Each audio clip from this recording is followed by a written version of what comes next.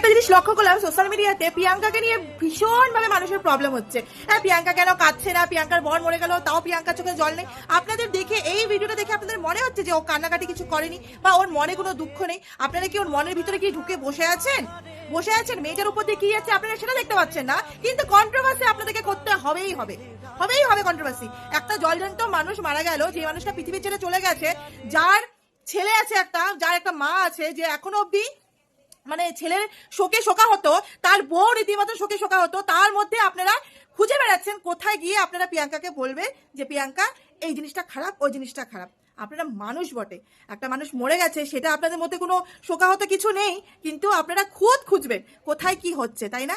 আর যাদের এত সমস্যা প্রিয়াঙ্কা কিনে, তাহলে আপনারা একটা কাজ করুন, আপনারা চলে যান ওর কাছে গিয়ে ওকে গিয়ে মেরে মুড়ে ওর চোখ থেকে জল বের করুন। মানে এই ফটোটা দেখে আপনাদের মনে হচ্ছে যে ও কান্নাকাটি করেনি?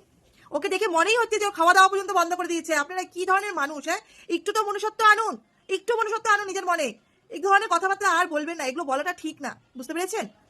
একজনের স্বামী চলে গেছে, নেই এই পৃথিবীতে নেই, সে কিভাবে লড়াই করছে সেটা দেখুন। মানে মানুষকে কথা শোনানোর 2 সেকেন্ডও আপনারা মানে কি বলবো চান্স ছাড়েন না। সত্যি লজ্জার বিষয়, কোন সমাজে বসবাস করছি আমরা।